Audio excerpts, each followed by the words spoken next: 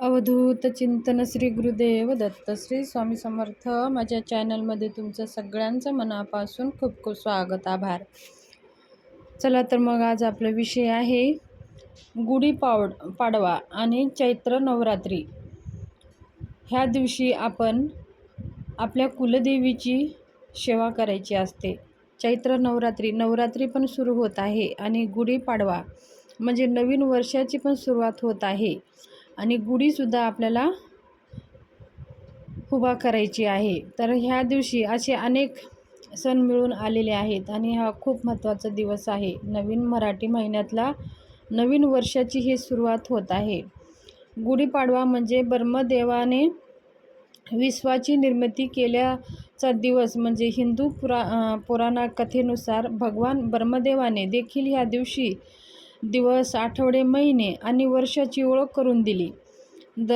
आणि दुसरी व्याख्यानेनुसार राजा शालिवाहन विजय देखील गुढीपाडवाला साजरा केला जातो, कारण तो पैठणला परतल्यानंतर त्यांना लोकांनी गुढी किंवा ध्वज उभारून त्यांचं स्वागत केले होते.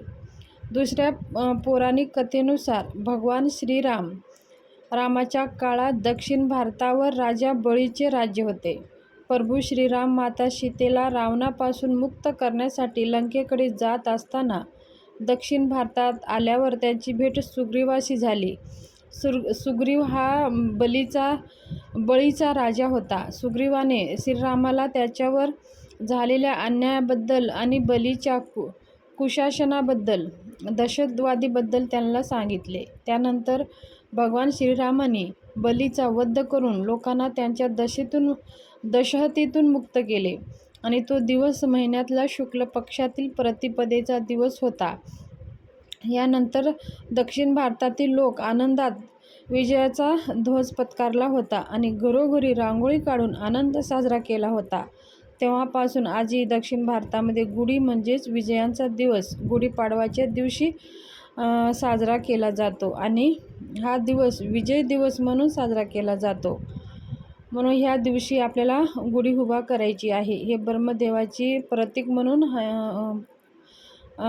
गुढी उभा करतो आणि विजयाचा दिवस म्हणून हा गुढी उभा करण्याची परंपरा आहे. जसं आपली परंपरा, रीतरिवाज आहे, त्याच प्रकारे आपल्याला गुढी उभा करायची आहे. त्याचबरोबर चैत्र नवरात्री म्हणजे आपल्या कुलदेवीची सेवा करण्यासाठी अत्यंत महत्त्वाचा दिवस आहे. या नवरात्रीमध्ये आपण आपल्या कुलदेवीची यथाशक्ती सेवा आपल्याला करायची आहे. जर तुम्हाला घटस्थापना करायची असेल तुमच्या रीतिरिवाजाप्रमाणे तर तुम्ही करू शकता. जरी तुम्ही आश्विन नवरात्रीमध्ये घटस्थापना करत असाल तर चैत्र नवरात्रीमध्ये करत नसाल तरी काही हरकत नाही. जसं चैत्र नवरात्रीच्या, आश्विन नवरात्रीच्या नियम पाळत आहात तेच नियम आपल्याला पाळायचे आहेत. घटस्थापना करो किंवा नाही करो, तर आपल्याला काय करायचं आहे, आपल्या कुलदेवीची सेवा ह्या दिवशी लवकर उठून स्नान करून आपली जी नित्यपूजा आहे, सूर्याला जल अर्पण करून, आपल्या मुख्य दरवाजाची पूजा करून, तुळशीला जल अर्पण करून मग आपल्या गुढीची पूजा करून घ्यायची आहे. गुढीची पूजा झाल्यानंतर आपल्या देवघराची पूजा करून घ्यायची आहे. आपल्या कुलदेवीच्या टाकावर अभिषेक करून, कुलदेवीची पंचोपचार पूजा करून, धूप दीप नैवेद्य दाखवून, छानशी रांगोळी काढून देवींची आरती करून घ्यायची आहे. आणि आपल्या घरामध्ये एक असा अखंड दिवा प्रज्वलित करायचा आहे. ह्याची काळजी घ्यायची आहे की तो दिवा शांत होणार नाही.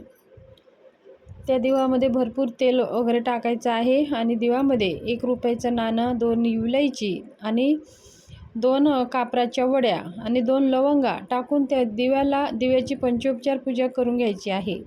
आणि त्या दिव्याला धूपदीप ओवाळून त्या दिव्याला नमस्कार करायचा आहे आणि अग्निदेवताला आवाहन करायचं आहे. दिव्या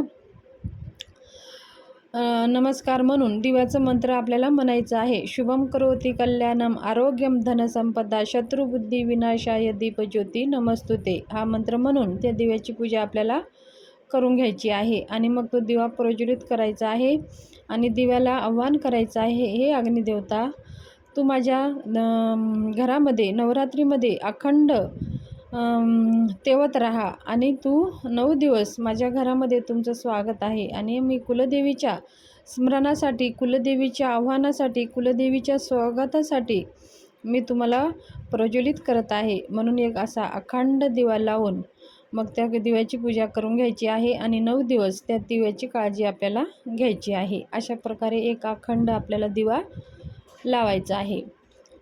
त्याचबरोबर आपल्या कुलदेवीची आपल्याला ओटी भरायची आहे. घरात चैत्र नवरात्रीमध्ये जसं आश्विन नवरात्रीमध्ये देवीची आपण ओटी भरतो, त्याच प्रकारे चैत्र नवरात्रीमध्ये सुद्धा आपण देवीची ओटी भरायची आहे. पहिल्या दिवशी भरू शकता तुम्ही, घरच्या घरी दररोज पण भरू शकता किंवा अष्टमी नवमीला पण भरू शकता.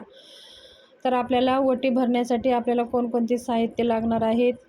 1 खण नारळ आणि तांदूळ, 11 रुपये दक्षिणा, विड्याचे पानं म्हणजे तांबूळ, विडा आणि वटीचं सामान, हळदी कुंकू, हे सगळं एका ताटामध्ये साहित्य जमा करायचं आहे.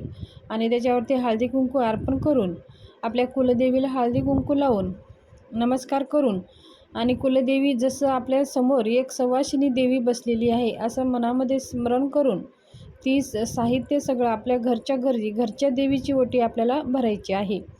आणि ते जसं आपण ओटी भरता, जसं मंदिरात भरतात, त्याच प्रकारे आपल्या घरच्या मंदिरात घरच्या देवीची आधी ओटी भरून मग देवीला नमस्कार करून ते साहित्य सगळं समोर ठेवून द्यायचं आहे.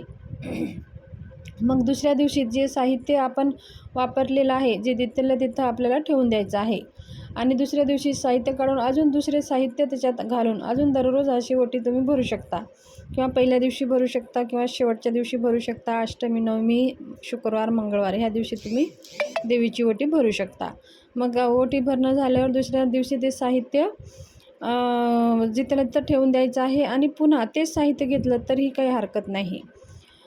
खण, नारळ, वटीचं सामान, दक्षिणा ह्या सगळ्या वस्तू आपण दुबारा वापरू शकता. बाकीचे जे पानं आहेत, फुलं आहेत ते आपण निर्मल्यामध्ये टाकू शकता आणि जे खण वगैरे नंतरसुद्धा आपण घरामध्ये वापरू शकता. नारळ प्रसाद म्हणून खाऊ शकता. अशा प्रकारे आपल्याला देवीची ओटी भरायची आहे. त्याचबरोबर आपल्या मंदिरात जाऊनसुद्धा आपण ओटी भरू शकता देवीची. जसं आपण घरी भरतो तसंच आपण देवीची ओटी भरायची आहे. मंदिरामध्ये जाऊ शकता किंवा तुम्ही त्यांच्या मुख्य स्थानावर तुळजापूरला वगैरे जाऊनसुद्धा तुमची जे कोणती कुलदेवी आहे त्या देवीच्या मंदिरात जाऊन तुम्ही ओटी भरू शकता. त्याचबरोबर ह्या नवरात्रीमध्ये आपल्या कुलदेवीची यथाशक्ती दुर्गा सप्तशतीचे पाठ, नवार्णव मंत्र, सिद्धकुंजिका स्तोत्र, श्रीसूक्त यथाशक्ती आपल्याला म्हणायचं आहे. दुर्गा सप्तशतीचे पाठ म्हटलं तर अत्यंत उच्च कोटीची सेवा आहे आपल्या कुलदेवीची कृपा आशीर्वाद प्राप्त करण्यासाठी. तर जेवढे शक्य होईल तेवढ्या सेवा आपल्याला या नवरात्रीमध्ये करायची आहेत. त्याचबरोबर आपल्या कुलदेवीची परडीसुद्धा या नवरात्रीमध्ये आपल्याला भरायचं आहे. आपल्याला माहितीच आहे परडीमध्ये मीठ, पीठ, तांदूळ, तेल आणि साखर किंवा गूळ, थोडीशी मिरची ह्या सगळ्या वस्तू नेऊन आपल्या देवीच्या परडीला हळदी कुंकू लावून आणि मग ते साहित्य आपल्याला त्या परडीमध्ये घालून द्यायचं आहे. आणि परडी परत आणताना साहित्य आणताना त्या परडीतून त्या मावशीकडनं थोडंसं मीठ आणि पीठ मागून आणायचं आहे आणि आपल्या मिठामध्ये आणि पिठामध्ये पीठ मिसळून ठेवायचं आहे. तर ही माहिती शेअर करायची होती. माहिती कशी वाटली? जर माझी माहिती आवडली असेल तर चॅनलला शेअर करा, सबस्क्राईब करा आणि लाईक जरूर करा. व्हिडिओ जास्तीत जास्त ग्रुपमध्ये शेअर करा. धन्यवाद. शुभ दिवस जावो.